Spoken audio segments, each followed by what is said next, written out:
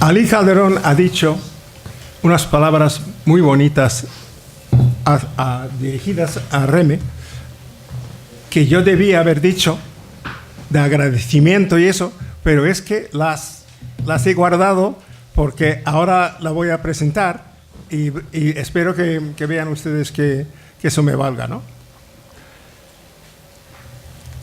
En el ABC, sección cultural del sábado 3 de diciembre, había un artículo que me llamó la atención. Un artículo sobre el crítico italiano Alfonso Berardinelli, en el que decía: Berardinelli cree que la palabra poesía ha perdido su significado. La poesía moderna, dice, no solo llegó hace tiempo a su fin, sino que también lo ha hecho esa poesía postmoderna consciente de venir después.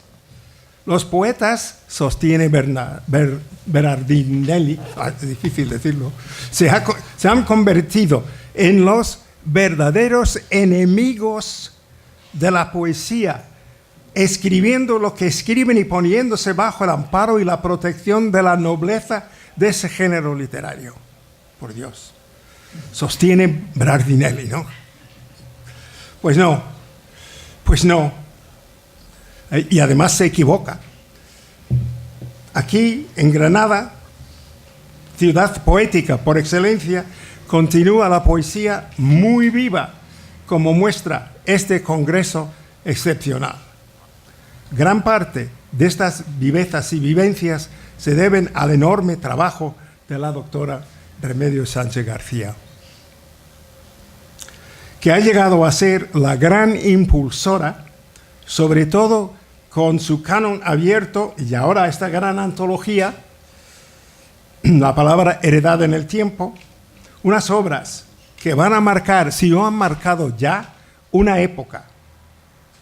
Una gran impulsora, pues, de la poesía en español, que no la española, refiriéndose especialmente, claro, a la poesía de incertidumbre.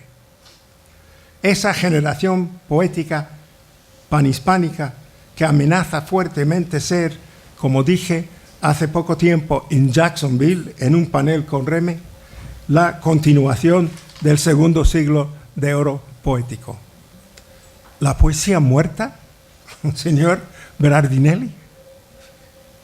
Aquí en Granada, bajo el intenso cuidado de la doctora Reme Sánchez García, la poesía está viva, muy viva, y mucho más viva que la crítica tipo Berardinelli. Tenemos todos, poetas públicos y críticos, que dar las gracias, darte las gracias. Es un honor para mí podértelo decir aquí en Granada, su Granada, tu Granada, nuestra Granada. Reme. Gracias, Reme. Gracias.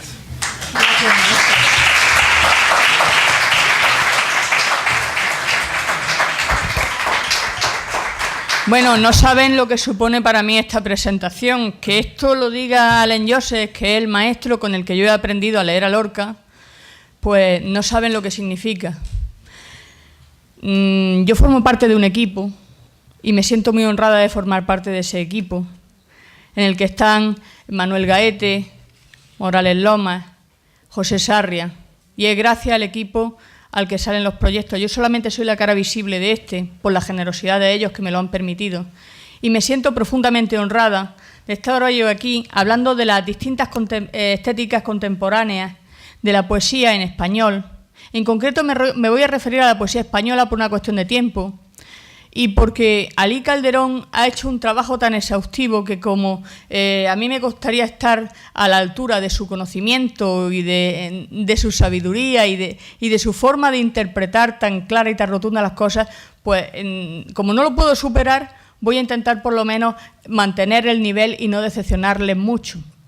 Me voy a concentrar en la poesía española y en las dos tendencias dominantes que hay ahora mismo en la poesía española. Un poco me voy a saltar de dónde venimos, las distintas estéticas que hay, que van desde la otra sentimentalidad, de la que luego deriva la poesía de la experiencia, las distintas corrientes alternas que existen, la poesía del silencio, de la cual se habló ya ayer, la poesía de la diferencia también, los poetas neoclasicistas que ha encabezado de alguna manera Antonio Carvajal. Y me voy a centrar en el epígrafe 5, dedicado específicamente o concretamente a qué cantan los poetas españoles de ahora.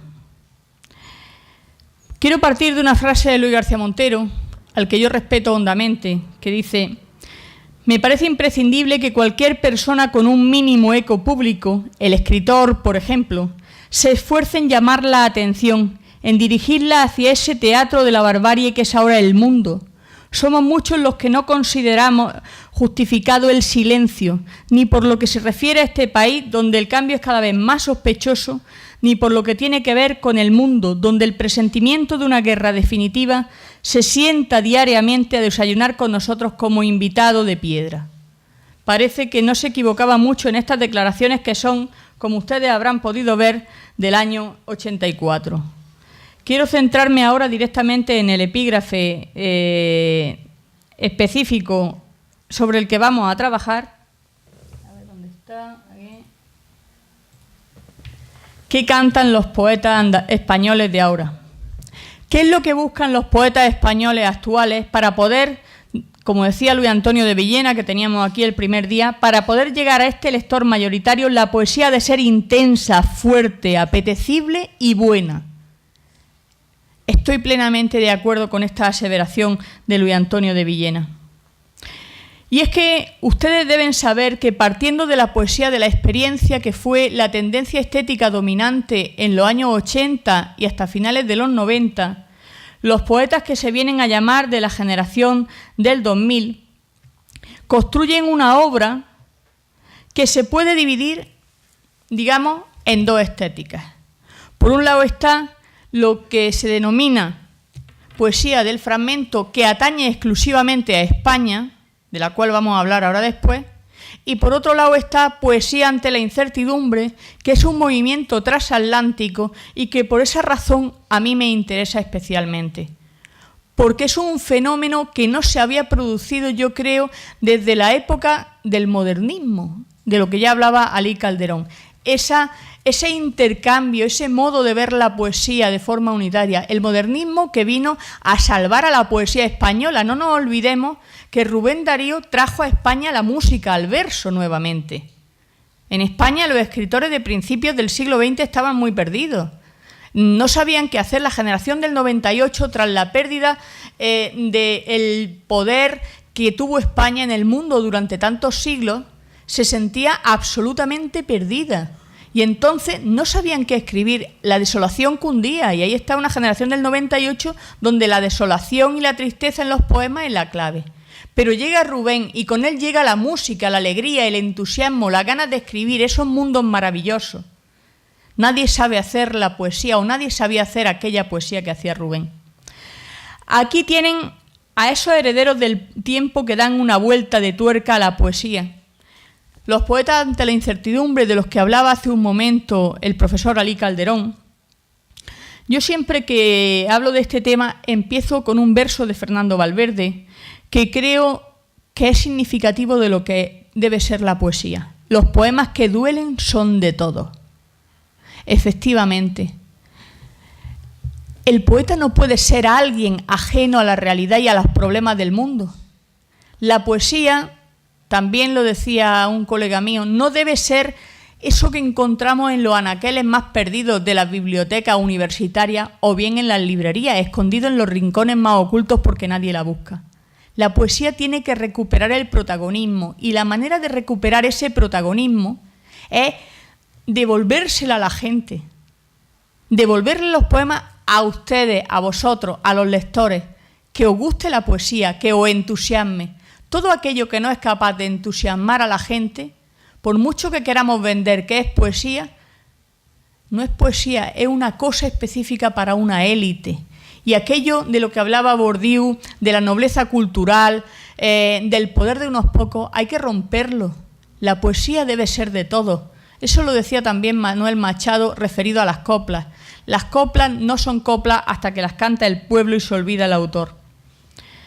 Poesía ante la incertidumbre representa ese movimiento panhispánico que pasando por la poesía de la experiencia y por la poesía conversacional que se desarrolla en América Latina, han sabido aunar lo mejor de las distintas tradiciones para construir un estado de ánimo poético que de alguna manera venga a revitalizar lo que significa la poesía, venga a recuperar la tradición literaria pero reactualizada, adaptada a este tiempo en el que estamos viviendo.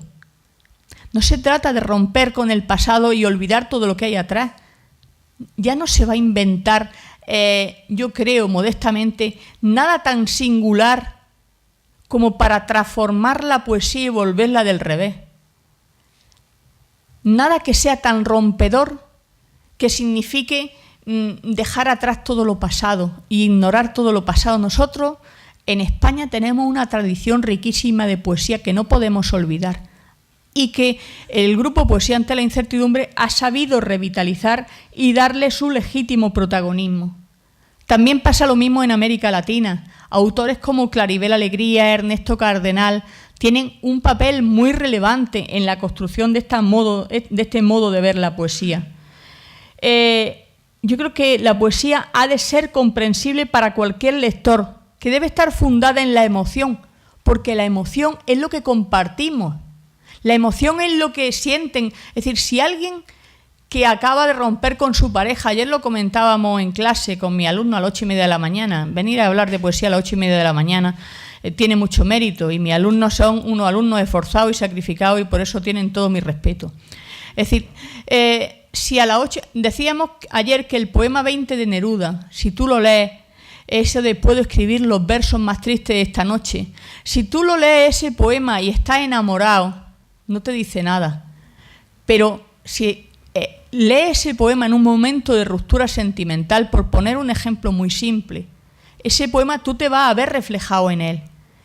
Va a ver esos sentimientos que tú tienes escritos por otra persona y eso te va a reconfortar. Eso es la emoción compartida en el poema. Y eso lo respetan mucho los poetas ante la incertidumbre. La poesía tiene que emocionar. Ante tanta incertidumbre, dicen en su prólogo, para nuestra sorpresa, una gran parte de los nuevos poetas en español se han adscrito a una tendencia tan experimental como oscura. Es decir, la otra tendencia, la estética del fragmento, es una conexión con las vanguardias de principios del siglo XX, pero de eso ya hablaremos ahora. Los poetas de la incertidumbre buscan una rehumanización de la poesía. Y yo creo que aprovechando eso, como decía también García Montero, vamos a aprovechar para reajustar la biblioteca y para que, más que quemar libros, que es lo que dice él, lo que tenemos que hacer es ordenar la biblioteca y seleccionar aquella poesía que más nos interesa y que en España, a tenor de las ventas, porque al final podemos decir, este es un gran poeta, los críticos, pero ustedes ya han descubierto que el poder está en el lector. El lector que va a una librería a buscar un libro de poesía y a comprarlo. Cuando tú compras un libro de poesía, es decir, cuando salen los rankings de ventas de los libros de poesía, ahí está la realidad de la poesía. Ahí está lo que les interesa a los lectores, por mucho que desde cualquier suplemento cultural nosotros instemos, animemos a que se lea a tal o a cual autor. Es decir, nosotros podemos sugerir los críticos, pero al final la decisión la toma el lector. Y los lectores han decidido, por la razón que fuere, que la poesía de la emoción es la que les interesa, esa que conecta con Ángel González, con Jaime Gil de Viedma, también con Gonzalo Rojas, con Claribel Alegría, con José Hierro, con García Montero, con Benjamín Prado, con Juan Manuel Roca, con Marco Antonio Campos, con Jorge Bocanegra o con José Emilio Pacheco, con Benedetti, con Gioconda Belli, con Óscar Hahn, con Omar Lara, con Waldo Leiva, con Piedad Bonet, con tantos autores valiosos como ha habido en nuestra literatura, tanto en España como en español. Fernando Valverde tiene un poema que a mí me interesa mucho, que es La apariencia, pero yo, como él me imagino que lo va a leer esta tarde, yo quiero leerles otro distinto. Se llama Celia. Y ese poema que se llama Celia es un poema dedicado a una niña recién nacida. yo creo que retrata muy bien esa sensación de incertidumbre que todos llevamos dentro. Se lo voy a leer. No conoces la lluvia ni los árboles, pero ya eres un bosque. Hoy que comienza el mundo para ti, que se pueblan tus ojos con el mar, que todos te reciben como en una estación donde se espera siempre, que es principio y asombro, mapas que no aseguran un lugar donde ir. Hoy que el mundo comienza, tristeza inadvertida, eres el tiempo limpio, el olor a madera y el silencio, las preguntas sin sombras y el amor sin orgullo del que ha perdido todo. Es esa mi certeza, las olas, el océano, tu risa que es un pájaro. Has traído el murmullo de un recuerdo, los pies pequeños, como pequeño es el rastro de nieve que has dejado en las horas de enero. ¿Cómo será la vida cuando crezca en tus manos con la fragilidad de las buenas noticias, como un pez que se escurre para volver al río? Una tarde cualquiera, con la misma sorpresa que un amor, vas a sentir la brisa que ha tocado los árboles con su cansancio antiguo. Hay veces que es rugosa y escuece como un fósforo cuando se enciende un recuerdo. Tus manos brillan, no hay sombras ni puñales. Puedo ver los cometas arañando la noche como un barco que zarpa y se adentra en la niebla. La vida es una casa donde habita un extraño, un jardín del pasado al que no volverás, una orilla que buscas con miedo a los fantasmas. Pero también la vida es una luz detrás de una ventana cuando la oscuridad ocupa cada hueco y cada continente. Esta noche es oscura. El tren busca unos brazos que están al otro lado de las horas. Mientras, pienso en el modo de decirte que los sueños son parte de nosotros como un embarcadero es un viaje. Porque ya eres un bosque y hay delfines y lagos y montañas y amores imposibles que se llamarán Celia. Alguien dice tu nombre en el futuro y se llena de gente una casa vacía. Todos se sientan a la mesa. Ya lo habrás olvidado. Fue la felicidad quien sembró este dolor. Fue la felicidad igual que una tormenta sobre un vaso vacío. Cuando lleguen el miedo y la desesperanza y todas las certezas hayan caído al barro y las gaviotas griten el olvido imposible de una mujer herida que se siente avanzar es quedarse más sola, si todo esto sucede, recuerda la manera en que la lluvia se convierte en un árbol y el modo en que las olas son el final del agua y el principio del mar. No conoces el mar, ni el barro, ni los árboles, pero ya eres un bosque por el que pasa un río.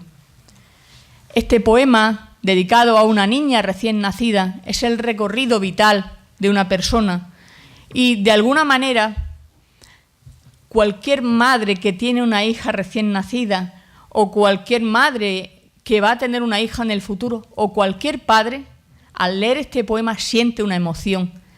Pues bien, por esa razón, este poema es uno de los más leídos actualmente en Internet. Un caso similar es el de otra poeta que va a intervenir esta tarde, Raquel Lansero. Yo voy a leer un poema de su antología A las órdenes del viento, que está editado por la editorial Valparaíso. Se titula tal cual, A las órdenes del viento. Y dice así: para todos los que sienten que no están al mando. Fíjense de qué manera trata de implicar al lector. Trata de reflejar al otro en el propio poema, porque para los poetas de la incertidumbre eso es importante. Dice así: me habría gustado ser discípula de Ícaro. Hubiera sido hermoso festejar las bodas de Calisto y Melibea. Me habría gustado ser un hitita ante la reina Nefertari, el joven Werther en Río de Janeiro, la deslumbrante dama sevillana por la que don José rechazó a Carmen. Yo quisiera haber sido el huerto del poeta, con su verde árbol y su pozo blanco, el inspector fiscal con el que conversara Mayakovsky. Me habría gustado amarte, te lo juro, solo que muchas veces la voluntad no basta. Es decir, ¿de qué manera cualquier persona se puede sentir identificada con esta poesía? Con esta poesía que es una manera, una forma de construir o de identificar a los poetas que representan a esta perspectiva en la construcción de la poesía. El tercer poeta español del que hoy voy a hablar es Daniel Rodríguez Moya. Tengo aquí su poema seleccionado. Iba a leer el que ha elegido Alí Calderón, pero claro, es que ya le he dicho que él es muy brillante, muy inteligente. Entonces les voy a leer el que está al lado, que también es un poema estupendo. Se titula Cambio de planes. No sirven los pronósticos pactados si al abrir la maleta encuentras mucho menos equipaje, un hueco inesperado. ¿Qué lleva a deshacer un libro casi escrito, a firmar un final que inicie un nuevo párrafo, a tener la certeza de que es hora de la huida adelante y de un cambio de planes? Los días se suceden como alondras y de pronto un disparo destroza esa cadencia. Lo sabe en su rumor el viento de la tarde. Hay un lago que puede reflejar la angustia y la esperanza de su orilla, del que todo ha perdido, del que todo lo espera. Es decir, como veis, o como ven ustedes, son poetas en los que se refleja el otro. Por una cuestión de tiempo yo quiero ser muy prudente y tenemos que avanzar un poco más. Pero sí quiero que se fijen en estas fotos. Hay un rasgo que caracteriza a Poesía ante la incertidumbre y quiero que lo veamos todos. Y es la amistad. Es la amistad que han construido en los 5 años que lleva esta obra publicándose. Creo que son ya 21 ediciones en multitud de países, incluida la traducción al italiano, la traducción al inglés. Es decir, son traducciones estupendas. Y es porque ellos también facilitan mucho todo. Aquí ven encuentros de ellos en distintos momentos y es muy satisfactorio ver que por fin los poetas se llevan bien, porque esto es siempre una guerra constante y esas guerras constantes nunca sale nada nuevo. Es decir, es como recuperar de alguna forma el espíritu de la generación del 27, donde había mucho de amistad. Por eso les decía que esté aquí Allen Joseph presidiendo esta mesa no es algo gratuito. Es como recuperar también parte del núcleo de la generación en España del 50, donde había esa amistad entre el núcleo más hondo de los poetas que la componían. Ellos reflexionan sobre el mundo que los rodea, tratando de ordenarlo en el poema. Dialogan con la tradición, también con los fantasmas. Dialogan con el compromiso, y es ese compromiso el que tratan de transmitir. Se dice en el prólogo, los lectores empiezan a alejarse peligrosamente de la poesía, entre otras cosas porque cuando empezaban a intuir que se trataba de un género accesible, que transmitía emociones, algunos poetas de las nuevas generaciones están sembrando la oscuridad en la incertidumbre, eso por no mencionar las poéticas del silencio. Bien, ellos toman una postura estética perfectamente respetable. Ellos entienden que la poesía es emoción y entonces conciben que esa emoción no se refleja en determinadas estéticas de las que hemos hablado en los días anteriores.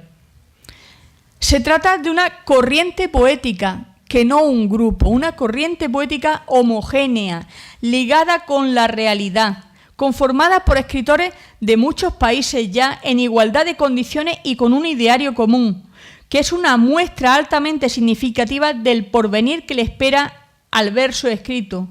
Para ellos, lejos de hermetismo y florituras, para ellos eso es muy importante, porque, como decía Octavio Paz, la poesía es conocimiento, salvación, poder, abandono, operación capaz de cambiar al mundo.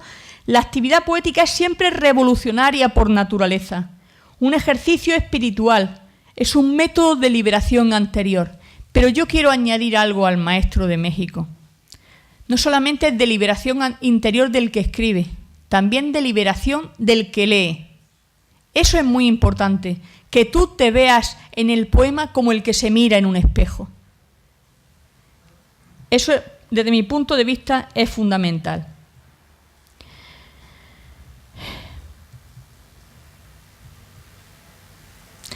Y a la par que se está desarrollando poesía ante la incertidumbre, en nuestro país se desarrolla la poética del fragmento, o lo que yo he venido a denominar la palabra escindida.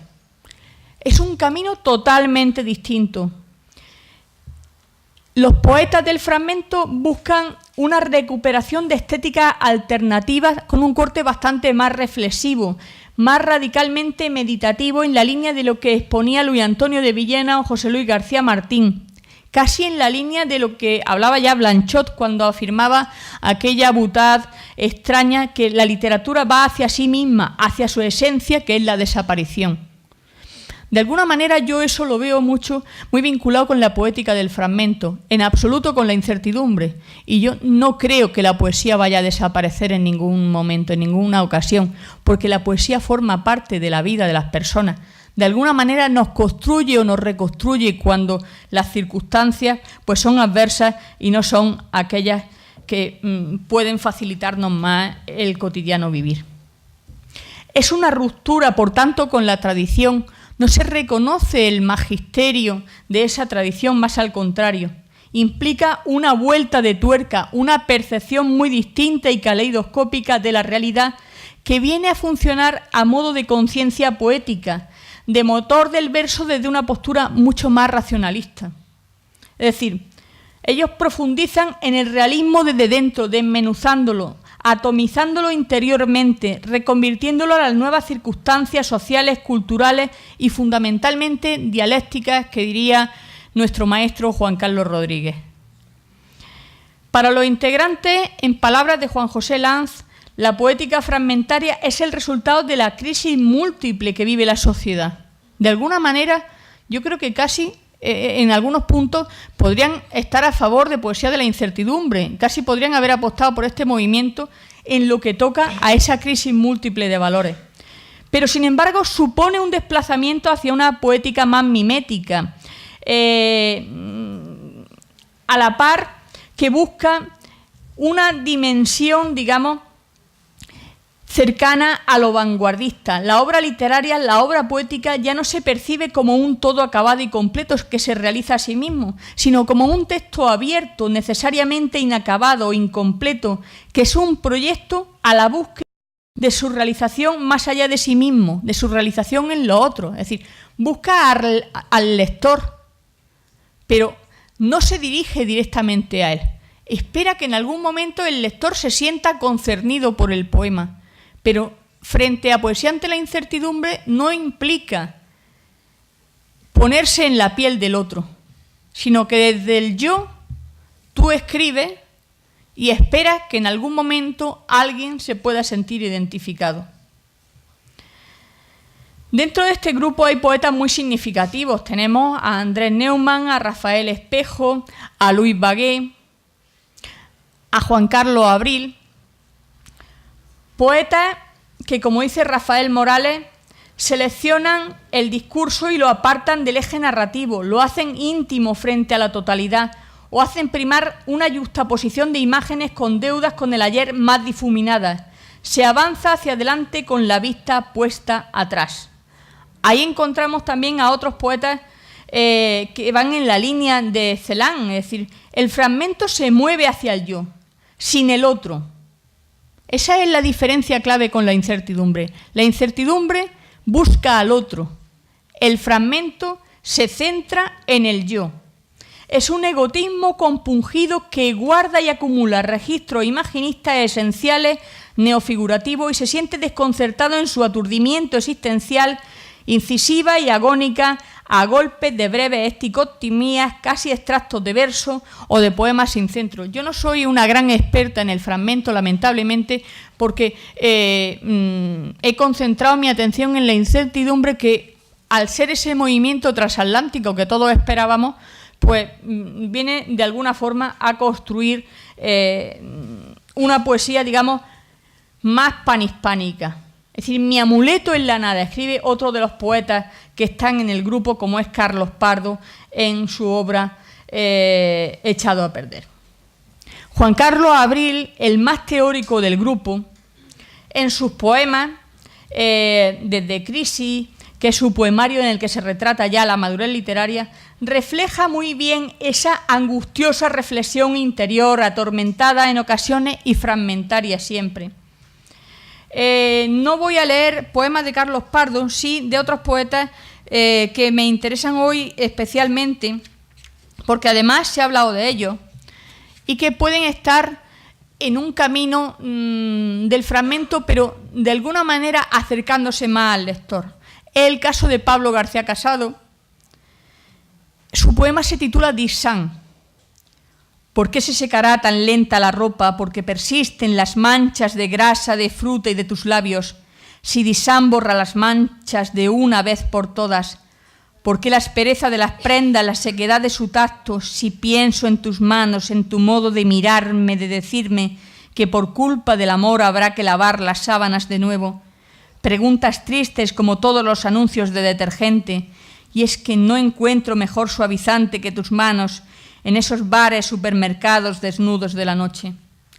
Como ven, no he leído comas porque no existen. Es decir, no es que yo lo haya querido leer con esa rapidez. Otro poeta muy en la línea del fragmento es Josep María Rodríguez, que también me interesa bastante. Tiene un poema que refleja muy bien esta poética, más centrada en el yo, que se titula Yo o mi idea de yo. Tengo tendencia a generalizar, por eso escribo bosque, aunque sé que no hay árboles, por eso escribo bosque, aunque sé que no hay dos árboles iguales, por eso escribo yo, y sin embargo a ratos me construyo, y sin embargo a ratos me derribo, o incluso las dos cosas, como un niño que nace en un barco que se hunde. Y otra poeta que está en esta estética, digamos, de centrarse en sí misma y en su intimidad, es una poeta granadina de la que yo hablo siempre y siempre he hablado bien, Erika Martínez, que lógicamente habría que citarla dentro del fragmento. Y voy a leer un poema que se titula El hombre del falso techo para que ustedes tengan la oportunidad de tener opinión de su poesía. Dice: un hombre horizontal habita el falso techo de mi casa. Cuando recorro el pasillo repta sobre mí como un soldado a tierra y repite con acento extranjero cada palabra que digo. Atrincherado en la altura, desgasta el yeso oscuro con su run de termita. Se acomoda, gana terreno, consigue que sea yo quien se esconde.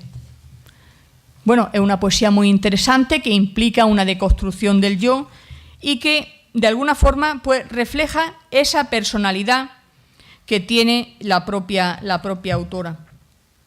Y luego, a medio camino entre el fragmento y la incertidumbre, voy a leer un poema de Juan Carlos Abril, aunque esta tarde también lo haré. Tormenta breve. Se avecinan veloces las nubes del oeste, el agua buena comprimida, este refugio oscuro, nuestro dolor. Quería pasar a centrarme en un grupo de poetas que están a medio camino entre el fragmento y la incertidumbre. Un grupo de poetas que para mí son también muy significativos. Y voy a hablarle en concreto de dos, de Ana Merino y de Sergio Arlandi. Creo que merece la pena. Merece la pena que vayamos ubicando a cada tendencia y cada poeta. Ahora les explicaré por qué. Vamos a ver si yo encuentro las páginas. Es que estos libros que son tan grandes tienen siempre el problema de la voluminosidad. Estación de la luz, dice: verás, es tu ciudad que no descansa, en la que siempre hay algo a punto de venirse abajo, por ejemplo la lluvia derrumbada en la luz, ya sabes, o los árboles quemados de cielo a media tarde, aniquilados como pájaros que se lanzan desde el aire y caen en los parques, arrastrando su manía de caer. Porque es verdad que es mi ciudad y es del otoño, la casa misma de todo lo que lentamente se desploma, hastiado de durar en el aire y la intemperie de la luz. Es mi ciudad, la casa de las cosas que siempre son más bellas cuando están a punto de acabar. Bueno, refleja muy bien la personalidad de Ana Merino. Y Sergio Arlandi, que lo tengo por aquí, y que no quiero que se me vaya, no solamente físicamente no quiero que se me vaya muy lejos, quiero leer un poema que se llama Realidad usada, que a mí me gusta mucho. Y que está dedicado a un compañero que fue profesor mío en la Facultad de Letras, que entonces Ahora es joven, pero entonces que era tan jovencísimo. Está dedicado a Miguel Ángel García, a quien agradezco su generosidad permanente conmigo, que siempre en cualquier proyecto está dispuesto a apoyar y que hoy está aquí. Realidad usada. Realidad que se rompe es realidad usada, y solo lo usado ha sentido las emociones de la vida, pero solo lo roto entiende el lenguaje del olvido. Como ven, han tenido la oportunidad, en estos minutos que yo, ya les digo, no quiero abusar, han tenido la oportunidad de escuchar poemas que responden a las tres estéticas. He querido ser absolutamente pulcra. He hablado de tres poetas españoles de la incertidumbre, he hablado de tres poetas españoles del fragmento y he querido destacar a dos poetas que entiendo a medio camino entre una tendencia y otra. Yo no me siento con capacidad, no me siento una crítica con capacidad para decirle al lector lo que tiene que leer. Creo que la función del crítico es mostrar el panorama de lo que hay y que sea la persona que lee, aquel que va a buscar un libro a la librería o que busca un nombre en internet o que tiene la suerte de escuchar un poema en un recital de poesía, el que tiene que tomar la decisión de qué es lo que le vale a él y qué es lo que le gusta. Por mi parte, yo solamente voy a dar mi opinión de lectora. Y es que yo creo, con Fernando Valverde, que los poemas que duelen al final son de todos. Por eso, de alguna manera, creo que Poesía ante la incertidumbre tiene un futuro profundamente alentador por esa cohesión de grupo, por esa unidad y por esa defensa de la tradición. Yo creo que no se puede partir de la nada, que decir que mi amuleto es la nada, que decía Lafort, me parece un error tremendo. Tenemos una tradición muy rica. Aprovechémosla todo. Aquí están ustedes que van a ser maestros. Aprovechen esa tradición que tenemos.